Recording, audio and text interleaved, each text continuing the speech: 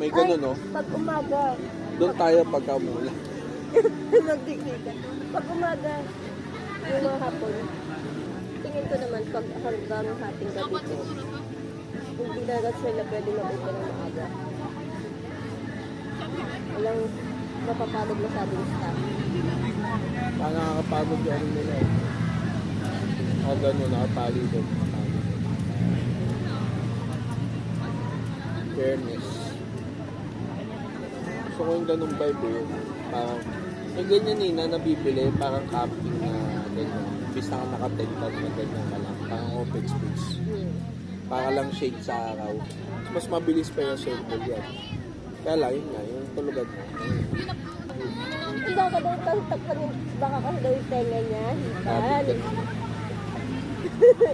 Hitan. Style yan. Stilo yan. Style yan ng ano, batang 90s. Eh? Natingman mo na? Yun lang. Kakaubos ko lang. Ano yun?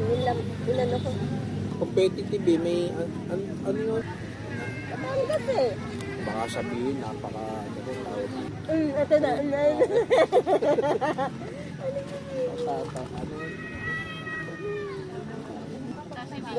Batanggenyo ka. Kasi batang yun. Yung lolo mo, Torres. Hindi. Stepfather ni Javier. Mommy. Torres. Parang si Lucy Torres. Kaya hindi nagkakalaw yung tura namin. Ginawa mo akong babae, kamukha ko si Lucy Torres. Na nakakapi ka. Sumugat ang client, no? Ganda naman yung mga piniplay nila. Alin? Yan yung yan yung di ba yung meow. Biglang nagka lyrics. Batoy kita. So, paano mo yung ganito, tapos nakapakal? Ito yung mga gusto kong texture eh. Relaxing sa akin yung ganito. Yung ano siya, hard siya, pero kung hindi mo hindi ka tatalo, hindi ka tatayo. Hindi siya masakit. Ayun o. Pag-test mo. Kaysa yung chinelas mo. Alam ko na yan. Yan ang ginawa namin dati nung nasa ano kami, Navy. Hoy, kayo na pa. Papansin ko ah. Pag uwi ko si mami na yung amo. Sana siya suwain na anak. Pero meron. Mga ganon. Nagbibilyang. Saka ganun. Nagbibilyang eh. Kabagal nga lang. Pero nakaka-enjoy kasi kung yung maliit na motor, pwede ko palagyan ng bracket. Ano? Kailangan Bicycle? Hindi, bracket yung hot box para may lagay tayong gamit.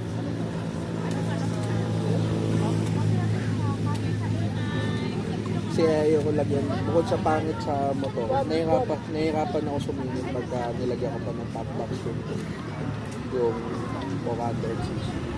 Yung lolo doon sa kanto, tawa ng tawa. Narinig pala niya. Yung bumanan tayo, diba? Galing tayo sa palengke. Bumalik tayo, diba? Kasi akala mo one way. Yung lolo na nakatambay sa may mangga, tapos dito yung bilihan ng walis. Naririnig niya tawa ng tawa. Nakatawa sa Miss You Baby. Miss You Baby. Saan gawa? India, China, Cambodia. Miss You Baby tawa na. Miss You Baby. Anong kotse mo? Miss You Baby. Hindi pa Mitsubishi. Hindi, Miss You Baby bago. Ay si Jerry, ano siya? Nilagay kong ganyan. Sabi niya, parang yung electric man na may sariling mundo. Tapos ikikot siya. 360. Gisu Life. Kaya dahil may batas na rin yung ban na yung Gisu Life mo. Tapos pag pinatay mo, bigla ang tahimik sa paligid. Ay, alam mo drone eh. Drone ng puta. Kasimbahan. Kung nagpalipad nga ng drone eh, muntikan tamaan yung isa. Yung dala niya, yung Neo, yung 16,000 niya ay mumurahin. Pinakokontrol sa cellphone. Pwede yun yung sumusunod sa'yo eh. Eh, yung ano kasi nun, yung mga safety features. Oh. May ano naman siya, may, ano yun, yung may echolocate naman siya, nalolocate niya yung ano. So, kunwari pinagganong ko, pwede mo siya i-command ng kamay, lalayo. Tapos malolocate niya yung mga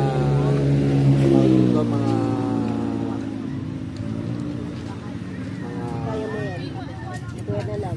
yung ano, Iba yung yung sasabi mo. mga obstacle. Mga obstacle na iwasan. At yung pabila mo tao na gumano, no? Tingnan pa mga gumano, buti nakita niyo. Eh, maingay. Nakita niyo gano'n. Yung dahil babi ako gano'n. Hindi ginala. Ako yun. Lang. Bakit? May ano ba siya? May permit ba siya? Sa ano yan, sa US, pag sinabing no fly zone, including ipapaalam mo yun, may permit.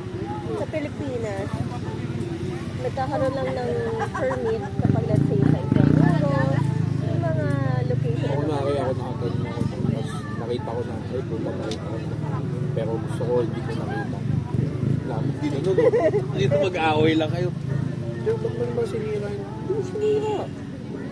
Hindi ko, Akala ko nga lang. akala ko malaking bangaw. yung mga bangaw. Gumagaling gano'n. Naalala ko dati na hindi pa uso drone. Wala pa drone yun. Pag-iisip kami ni Amo, di ba, magsushoot. Gagawa kami ng ano, yung gimbal na yung giraffe. Yung tumataas hanggang third floor. Gamit ano, PVC. Sabi ko, paano natin gagawin? Wala, si plano na naman. Ang nagawa lang namin yung gano'n, yung chest ano, model. Na kaya yung ano, yung DSLR. Wala na rin yung ganda nun. Ganun ko. Pag sinot mo gago stable kasi balikat eh. Hindi siya ganun eh. Wala siyang ganun eh. Problema kasi dito, nanginginig ka dyan eh. Gumaganyan yung may pagbalikat, ganyan, ipit mo dito. Shoot mo ganun. Chest gimbal parang ganun. Gawa kami yung gamit PVC. Kasi pwede, sa gitna lalagay mo yung DSLR.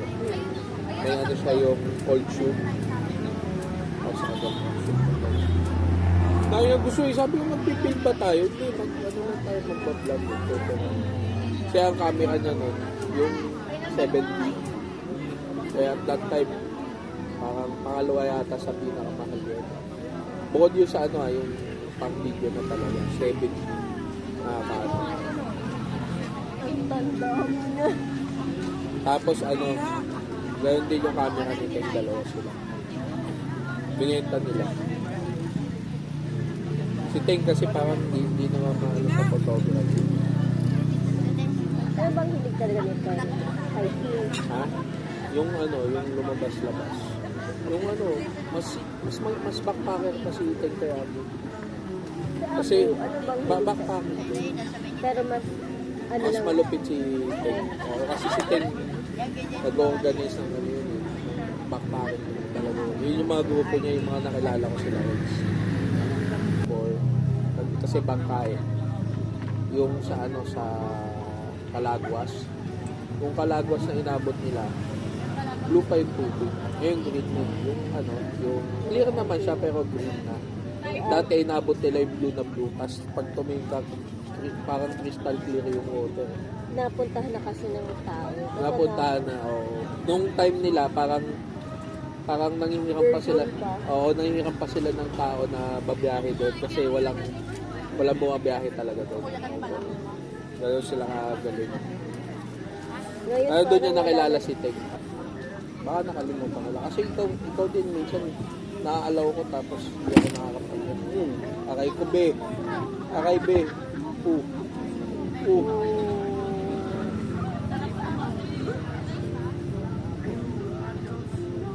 Tumikit, boss. Malayo pa.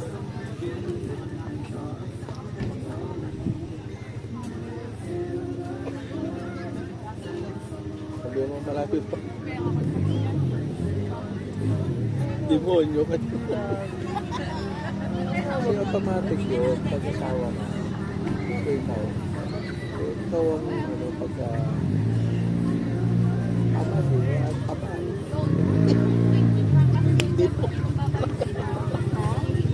sa pinagtatanggol sila. Just,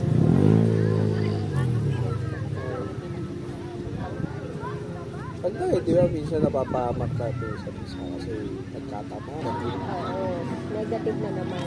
Negative yung tingin ko sa'yo.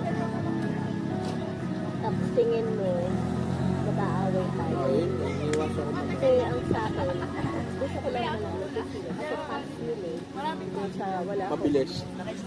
Oo, ganun. Sopas ha? Sopas. Tinalo si Bolt. May mga certain, hindi yun yung memories ko yung excitement ko. May mga certain memories ako gaya ng amoy ng hamburger doon sa school namin. One, paborito kong cartoon na hindi ko maalala yung title. Two, sa Channel 5. Mga basabot sila, mga robot. Tapos yun, yung three, yung kunwari, Star Wars. Ganyan. Ano yung nangyari? Oo. Yan. Tapos yung yan, yung usapan namin ni Jerry na para sinabi niya sa akin ng paghuhukom. Papatay ni libre lahat ng tao. Kung alam nila yung mangyayari sa Day of Judgment, papatay ni libre lahat ng tao. Then saka sila uhusgahan. Sabi ng ganun sa akin. So, yun yung tumatak sa akin kasi yun yung one thing ko na mag-join sa Islam. Nung narinig ko yun.